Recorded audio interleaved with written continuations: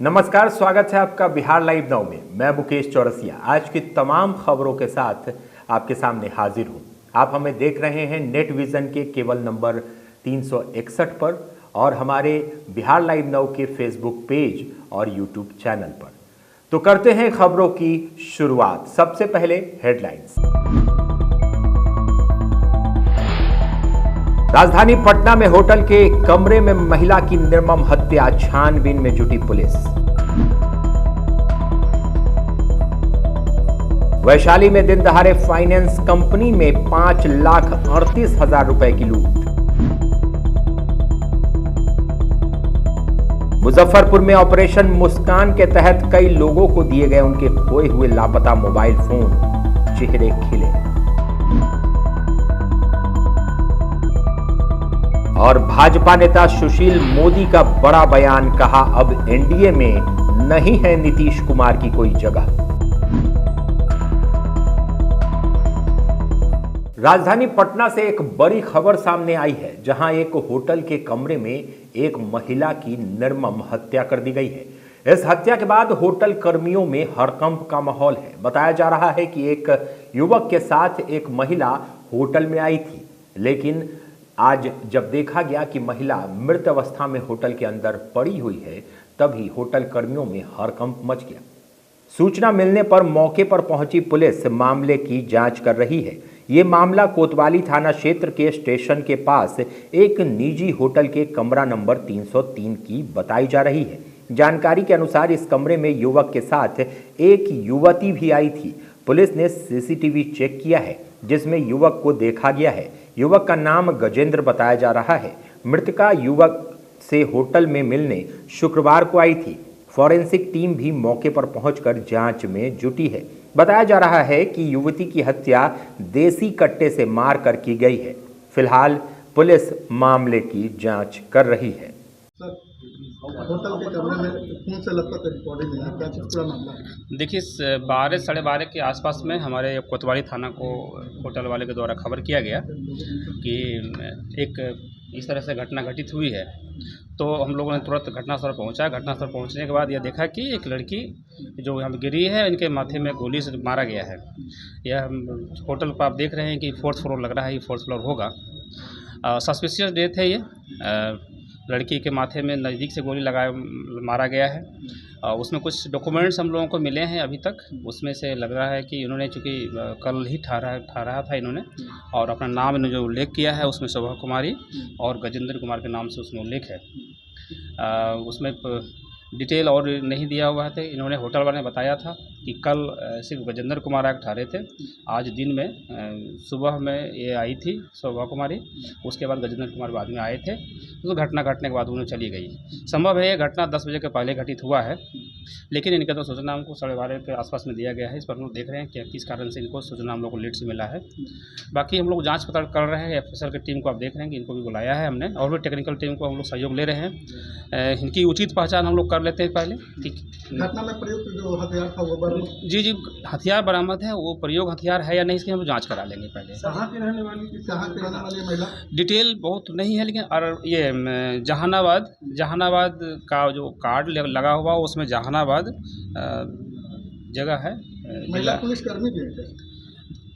देखिए, मैं बता रहा हूँ, कभी पहले सत्यापन हमको करने दीजिए। फिर डिटेल सत्यापन पहले हो जाए कि आखिर इनकी क्या है, डिटेल्स क्या आती है। ये बेसिकली ये लोग जो कार्ड हम लोग को मिला है, इनका डिटेल्स जो आधार कार्ड, वो जहानाबाद जिले का है।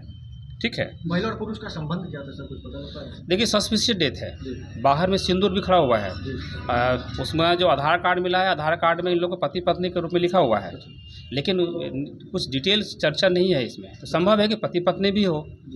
बिहार में अपराधियों का कहर दिन ब दिन बढ़ता जा रहा है। शुक्रवार को वैशाली जिला के एक फाइनेंस कंपनी में दिन दहाड़े घुसकर अपराधियों ने 5,38,000 रुपए की लूट कर ली है। बताया जा रहा है कि भारत फाइनेंस कंपनी में 5,38,000 रुपए की लूट की गई है। वैशाली के बिदुपुर बाजार स्थित शांति मार्केट में 2 मंजिला मकान में चल रहे भारत फाइनेंस कंपनी से शुक्रवार की सुबह करीब 9 बजे बाइक सवार 3 अपराधियों ने बैंक कर्मचारी को गन पॉइंट पर लेकर 5,38,000 रुपया लूट लिया। अपराधियों ने बैंक खुलते ही घटना को अंजाम दिया। लूट की पूरी वारदात सीसीटीवी कैमरा में कैद हो गई है।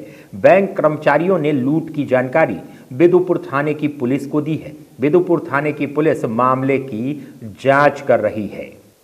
शुक्रवार को मुजफ्फरपुर एसएसपी कार्यालय में ऑपरेशन मुस्कान के तहत खोए हुए या गुम हुए मोबाइल फोनों को उनके धारकों को दिया गया। मोबाइल फोन हाथ में मिलते ही खुशियां चेहरे पर दिखने लगी। ऑपरेशन मुस्कान के तहत वरीय पुलिस अधीक्षक राकेश कुमार, सिटी एसपी अरविंद प्रताप सिंह और नगर एएसपी अवधेश सरोज दीक्षित ने चोरी किए गए मोबाइल फोन को रिकवर करके मोबाइल धारकों को वापस किया। मोबाइल मिलने की आस छोड़ चुके लोगों को जब उनका मोबाइल फोन वापस मिला तो लोगों के खुशी का कोई ठिकाना नहीं रहा। बताते चले कि डीजीपी आरएस भट्टी के निर्देश पर हर जिले में ऑपरेशन मुस्कान चलाया जा रहा है, जिसमें खोए हुए या लूट या चोरी किए गए मोबाइल फोन और बाइक को ढूंढकर वापस किया जाता है। मुस्कान के अंतर्गत जिला पुलिस ऐसे लोगों के मोबाइल जो कहीं खो गए हैं, गुम हो गए हैं या लोगों से छूट गए हैं, उनको बरामद करती है और लोगों को वापस करती है।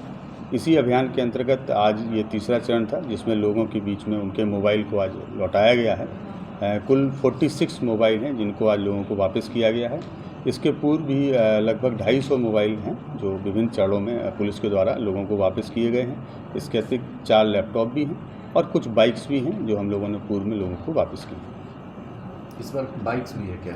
नहीं, बाइक के लिए हम लोग अब थाना से सीधे दिलवा देते हैं, क्योंकि लोगों की आवश्यकताएं रहती हैं, तो माननीय न्यायालय से अनुमति लेके उनको हम लोग थाने के स्तर से वापस करते हैं। आगे भी सर ऑपरेशन ही जारी है? हाँ, निश्चित रूप से अभियान हम लोगों का चलता रहेगा और हम लोगों का पूरा प्रयास रहेगा। और लोगों से भी हम लोगों की अपील है कि यदि उनका मोबाइल कहीं गुम हो जाता है, खो जाता है अथवा चोरी भी हो जाता है, तो थाना में इसके सनहा जरूर कराएँ, उसकी एंट्री जरूर कराएँ, ताकि हम लोग उनके मोबाइल को खोजने का प्रयास करें। शिकायत को लेकर थाने में नहीं लिया जाता, बहुत बड़ा देखने को मिलता है। नहीं, अब वैसी तो स्थितियां नहीं हैं और थाने में यदि व्यक्ति जाता है और उसको कहीं कोई समस्या है तो सीनियर ऑफिसर्स हैं, हम लोग हैं, हम लोगों के मोबाइल नंबर भी हैं, हम लोगों से भी संपर्क कर सकते हैं।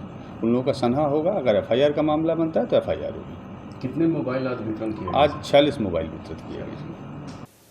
मुख्यमंत्री नीतीश कुमार के बयान पर बिहार में राजनीतिक गलियारों में उथल पुथल मच गई है। मुख्यमंत्री नीतीश कुमार के बयान पर भारतीय जनता पार्टी के वरिष्ठ नेता और बिहार के पूर्व उप मुख्यमंत्री सुशील कुमार मोदी ने कड़ा बयान देते हुए कहा है कि नीतीश कुमार के लिए एनडीए में अब कोई जगह नहीं बची है। देखिए, जो उनका बयान उसका कोई ज़्यादा मतलब नहीं है। बीजेपी ने बार बार ये स्पष्ट कर दिया है कि अब जनता दल के साथ भविष्य में कोई गठबंधन नहीं होगा, कोई संबंध नहीं होगा।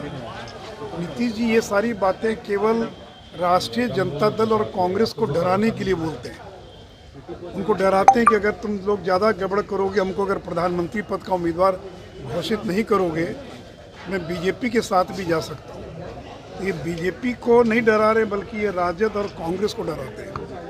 तो रह कर वो इस प्रकार का बयान देकर राजद और कांग्रेस को भ्रमित करने का प्रयास करते हैं। बीजेपी को कोई भ्रम नहीं है, हमको नीतीश कुमार की आवश्यकता भी नहीं है।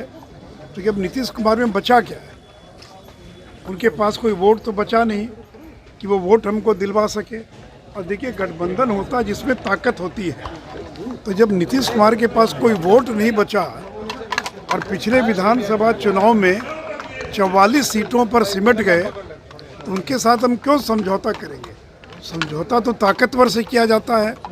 बिहार में 3 बाई इलेक्शन हुआ, 2 में बुरी तरह से हार गए और 1 बाई इलेक्शन में बीजेपी को 60,000 वोट आया। पिछले 1 साल में आरसीपी सिंह छोड़कर चले गए, जीतन राम मांझी छोड़कर चले गए, उपेंद्र कुशवाहा छोड़कर चले गए, 1 दर्जन जदयू के बड़े नेता छोड़कर चले गए जदयू और बीजेपी में शामिल हो गए। तो बीजेपी की ताकत बढ़ रही है। हम अपने चिराग पासवान, उपेंद्र कुशवाहा ऐसे सहयोगियों के बलबूते हम लोकसभा का चुनाव लड़ेंगे। और जैसे 2014 में नीतीश जी को 2 पर आउट किए थे, इस बार उनको 0 पर आउट करने का काम। फिलिस्तीन और इजराइल की युद्ध में मरने वाले बेबस, लाचार और बेगुनाह लोगों को श्रद्धांजलि देने के लिए और इसका विरोध प्रदर्शन करने के लिए मुजफ्फरपुर में भाकपा माले की तरफ से शांतिपूर्ण कैंडल मार्च निकाला गया। गाजा में इजराइल द्वारा बच्चों, महिलाओं और बेगुनाहों के बर्बर जनसंहार के खिलाफ भाकपा माले ने मौन कैंडल मार्च निकाला।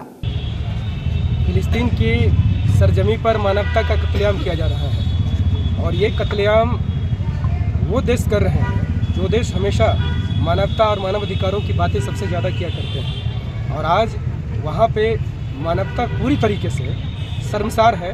हम लोग अपने आप को आज अपराधी मान के खड़े हैं, क्योंकि इस दौर में हो रहा है जिस दौर में हम हैं यहाँ पर, लेकिन हम कुछ कर नहीं पा रहे हैं। हम कुछ कर नहीं पा रहे हैं और वहाँ जिस तरीके से की बातें सामने आ रही हैं कि छोटे छोटे बच्चों को बमों का निशाना बनाया जा रहा है, महिलाओं पर आप गोलियां चलवा रहे हैं। आप कौन सा युद्ध लड़ना चाहते हैं? आप कौन सा जंग जीतना चाहते हैं? आप क्या चाहते हैं इससे? आप क्या प्राप्त कर लीजिएगा इससे? दुनिया के बहुत सारे लोगों ने ये भ्रम पाला रखा था कि मैं खुदा हो गया।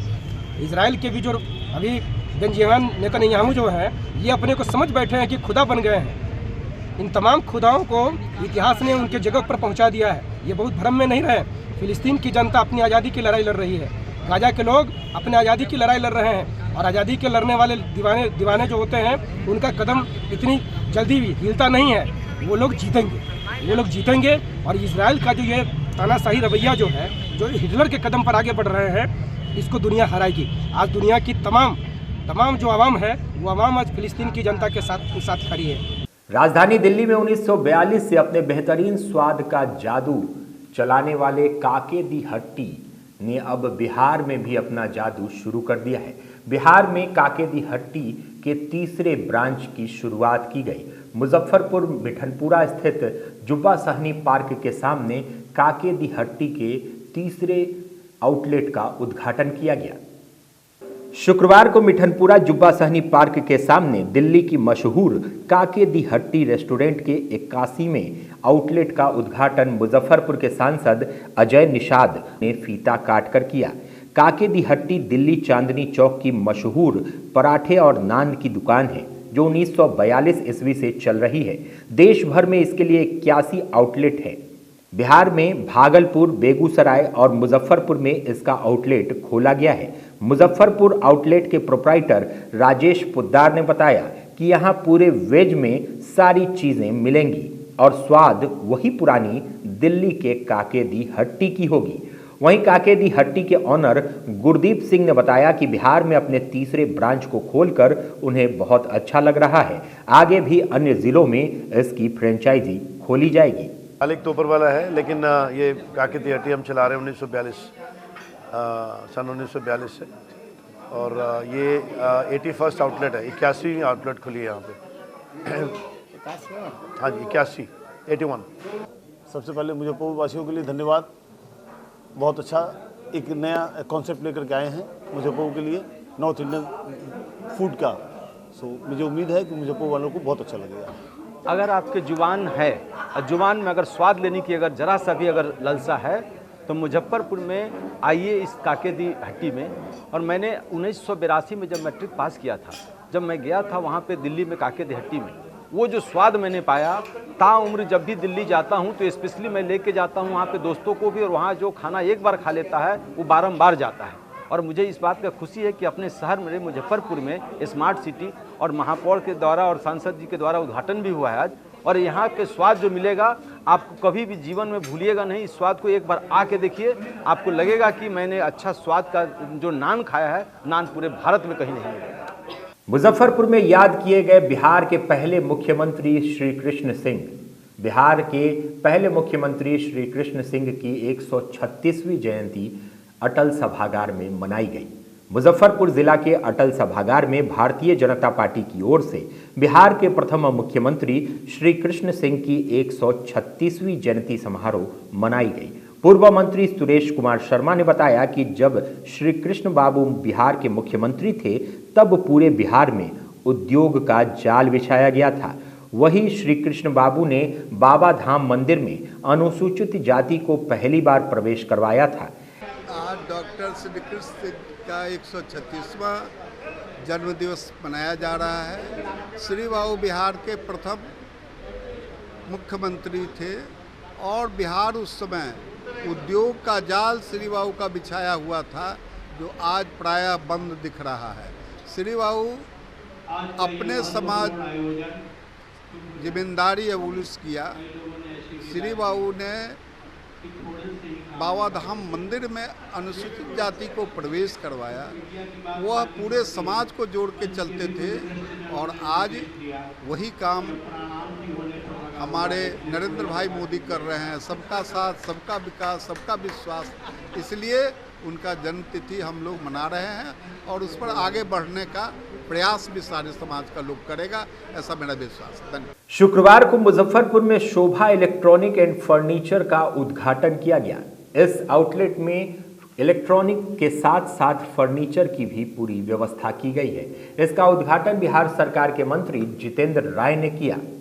मंत्री जितेंद्र राय ने कहा कि इस तरह के व्यापार को खोलने से स्वरोजगार की संभावना बढ़ती है और लोगों को रोजगार मिलता है। संस्था के डायरेक्टर रंजीत रंजन ने बताया कि शोभा इलेक्ट्रॉनिक एंड फर्नीचर में मोबाइल फोन, इलेक्ट्रॉनिक आइटम और फर्नीचर का भरपूर रेंज है, जिससे ग्राहकों को अलग अलग सामान लेने के लिए अलग अलग जगह पर जाने की ज़रूरत नहीं पड़ेगी। एक छत के नीचे सारी व्यवस्था की गई है। वही हमारा तो शुभकामना है कि इलेक्ट्रॉनिक्स गुड्स का, फिर फर्नीचर का, फिर उधर क्या था मशीनरी का सब खुल रहा है मुजफ्फरपुर में, तो निश्चित रूप से यहाँ के लोगों को इसका सुविधा तो मिलेगा ही, साथ साथ व्यवसाय भी बढ़ेगा। शोभा इलेक्ट्रॉनिक्स एंड फर्नीचर हाउस का उद्घाटन जो है माननीय मंत्री जितेंद्र राय जी और मुजफ्फरपुर के प्रभारी मंत्री के द्वारा किया गया है। और अनुपमा यादव का भी जो है कार्यक्रम था, 1 बजे से 5 बजे तक कार्यक्रम बहुत अच्छा हुआ है और बहुत अच्छा लोग का सपोर्ट भी मिला है कार्यक्रम कराने में। हमको यहाँ के स्थानीय लोगों का सपोर्ट से जो है ना अच्छा से जो है कार्यक्रम भी हो गया। मंत्री जी का द्वारा जो है फीता भी कटा गया। शहर में कई सारे इलेक्ट्रॉनिक दुकान है, कितना अलग रहेगा ये? शहर से हमारा बिल्कुल अलग है। मेरे यहाँ जो इलेक्ट्रॉनिक्स का भी पूरा रेंज है, मल्टी ब्रांड, और 8,000 से मेरे यहाँ जो है LED TV स्टार्ट है। मैक्सिमम तो चलिए 75-80 हज़ार रुपये का जो है LED TV है और सारा रेंज है। किचन का भी पूरा रेंज है, इलेक्ट्रॉनिक्स का पूरा रेंज है, फर्नीचर का पूरा रेंज है और स्वरोजगार के लिए भी हम लोग जो है 75-70 तरह का जो है मशीन हम लोग तैयार करते हैं। जो लिस्ट अभी लगा हुआ है वो लोगों को बताइएगा कि ये लिस्ट लगा हुआ है। जो ग्रामीण क्षेत्र में जो लोग जो है दिल्ली, बम्बे, कोलकाता कमाने जाते थे, 10,000, 15,000, 20,000 रुपया कमाते हैं, वो यहाँ 25-50 हज़ार रुपया लगा करके यहाँ आराम से घर बैठे जो है 25,000, 50,000 रुपये महीना कमा सकते हैं। महिलाएं भी कर सकती है। इसमें एजुकेशन का कोई ज़रूरत नहीं है, न भी पढ़े लिखे लोग हैं तो घर से ही अपना काम स्टार्ट कर सकते हैं। उसके लिए जिनका सब चीज़ ठीक ठाक है उनके लिए हम लोग लोन भी कराने के लिए पूरा प्रयास करते हैं कि उनका हो जाए। उद्योग के लिए कई सारे मशीनें लाए हैं जी, लोग उद्योग के लिए जी। क्या परिचय होगा?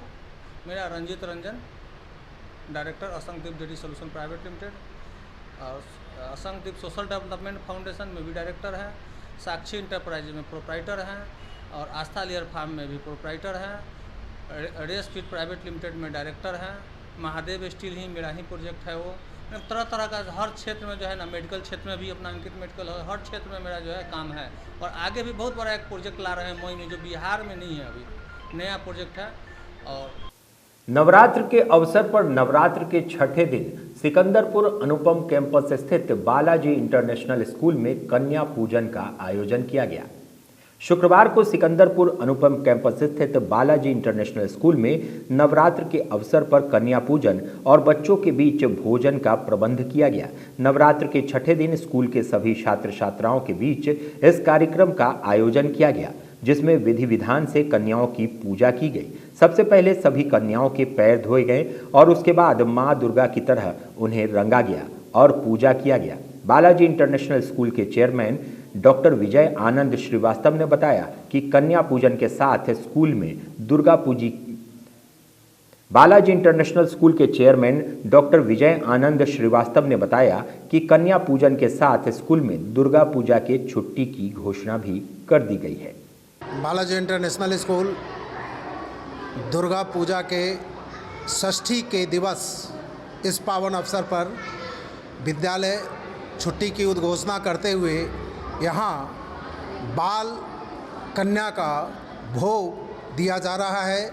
माँ दुर्गा के आह्वान में, माँ दुर्गा के समर्पण में ये विद्यालय ये भोग देकर खुशी महसूस कर रहा है।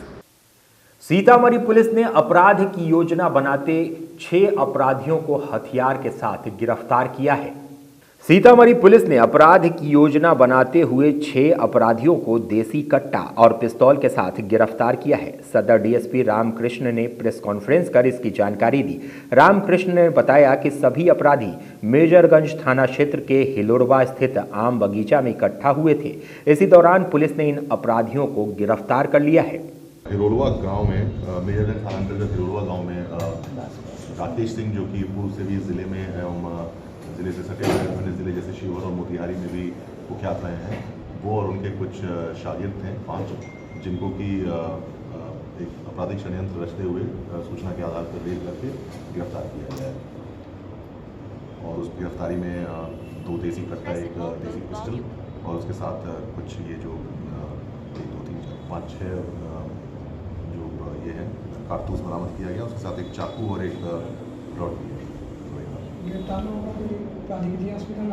जैसा कि मैंने आपको बताया, उसमें जो क्या उनका सरगना है जो प्रतीत होता है राकेश सिंह, वो ज़िले के मेजरगंज थाने के रहने वाले हैं और उन पे ज़िले सहित ज़िले के जो उस तरफ के बीघा, बैरगनिया, मेजरगंज, सुप्पी इत्यादि थाने और शिवहर और मोतिहारी जैसे ज़िलों में भी उनके विरुद्ध लूट, हत्या ऐसे संगीन मामलों में आर्म्स एक्ट तहत मोर देन 25 केसेस, 25 से ज़्यादा केसेस उनके विरुद्ध दर्ज हैं। आज नवरात्र का 6ठा दिन है। पूरे मुजफ्फरपुर में तमाम पंडाल अब अंतिम स्वरूप में हैं। पंडालों को अंतिम रूप दिया जा रहा है क्योंकि कल से मां दुर्गा के नेत्र खुल जाएंगे। हरिसभा दुर्गा पूजा समिति में आज ही मां के नेत्र खोल दिए गए। वहीं कल सप्तमी के दिन सभी पूजा पंडालों में मां के नेत्र खोल दिए जाएंगे। आखिरी रूप मां दुर्गा का दिया जा रहा है।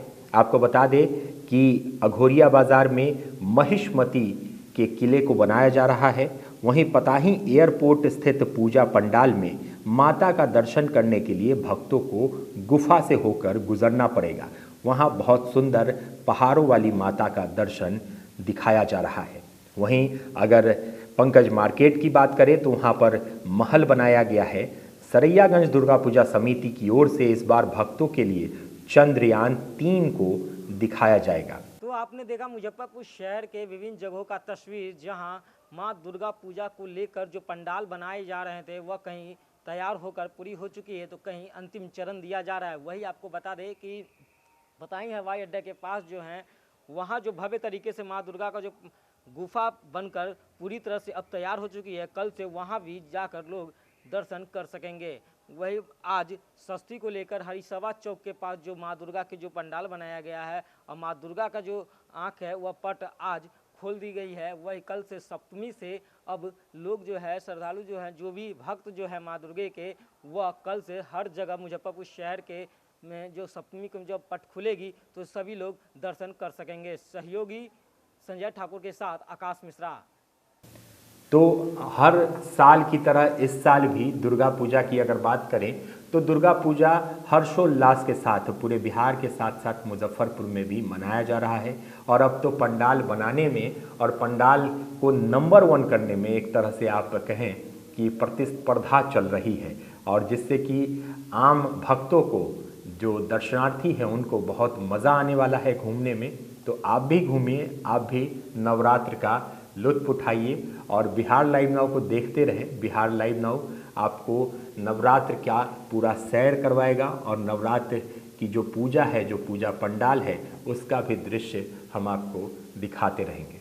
तो आज के लिए बस इतना ही। कल फिर होगी मुलाकात खबरों के साथ। आप हमें देखने के लिए नेट विज़न के चैनल नंबर 361 पर जाएं और हमारे Facebook page Bihar live now और YouTube channel Bihar live now को देखना न भूलें। चैनल को सब्सक्राइब करें और फेसबुक पेज को फॉलो करें। नमस्कार।